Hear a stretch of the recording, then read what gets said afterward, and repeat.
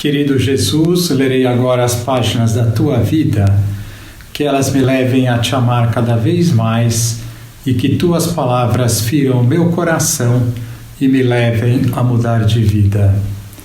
O Evangelho de hoje é o Evangelho de São Mateus, capítulo 17, versículos 22 a 27. Naquele tempo, quando Jesus e os seus discípulos estavam reunidos na Galileia, ele lhes disse: o Filho do Homem vai ser entregue nas mãos dos homens.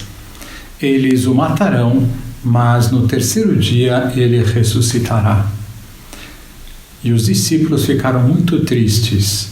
Quando chegaram a Cafarnaum, os cobradores do imposto do templo aproximaram-se de Pedro e perguntaram: o vosso mestre não paga o imposto do templo? Pedro respondeu: sim, paga. Ao entrar em casa, Jesus adiantou-se e perguntou: Simão, que te parece?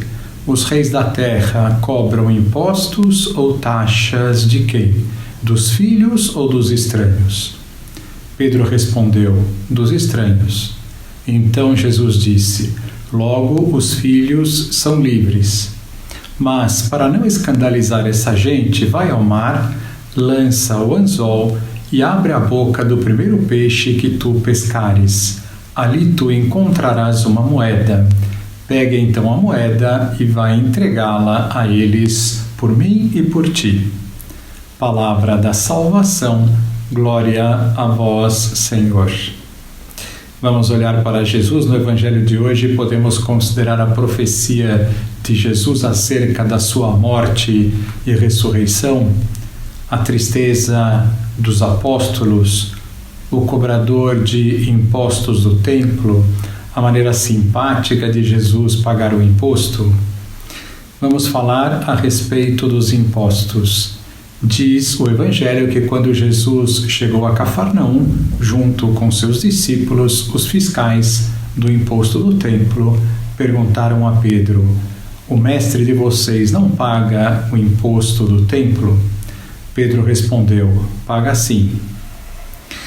Desde os tempos de Neemias, no século V a.C., os judeus que tinham voltado do cativeiro da Babilônia comprometeram-se solenemente em assembleia a pagar vários impostos e taxas para poder manter funcionando o culto no templo e para cuidar da manutenção tanto do serviço sacerdotal como do edifício do templo.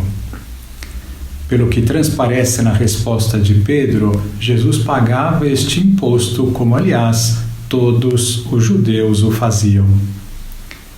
É interessante a conversa entre Jesus e Pedro. Quando eles chegam em casa, Jesus pergunta: o que é que você acha, Simão? De quem os reis da terra recebem taxas ou impostos? Dos filhos ou dos estrangeiros?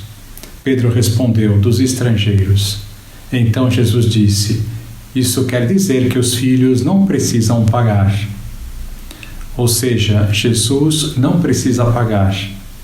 Esta afirmação de Jesus é mais uma comprovação de que ele é o Filho, a segunda pessoa da Santíssima Trindade. A seguir, vem uma cena divertida que mostra a humanidade de Jesus, que ele brinca como todos nós. Jesus diz a Pedro: para não provocar o escândalo, vá ao mar e jogue o anzol. Na boca do primeiro peixe que você pegar, vai encontrar uma moeda de prata para pagar o imposto. Pegue-a e pague por mim e por você. Imaginem a cara do cobrador de impostos esperando Pedro pescar o peixe e depois abrindo a sua boca e lhe entregando a moeda. Falando dos impostos do templo, podemos falar do mandamento de pagar o dízimo, que corresponde ao 5º mandamento da Igreja. O que a Igreja diz a este respeito? A Igreja, por ser mãe e por se preocupar com as necessidades dos seus filhos, as espirituais e as materiais, pede para eles orações, sacrifícios e esmolas. Com as esmolas, a Igreja pode ajudar os mais necessitados, os pobres, as missões, os seminários, etc. Além disso, a ajuda material que os cristãos têm obrigação de prestar à Igreja serve também para o digno sustento dos bispos, sacerdotes e diáconos e para o sustento das igrejas.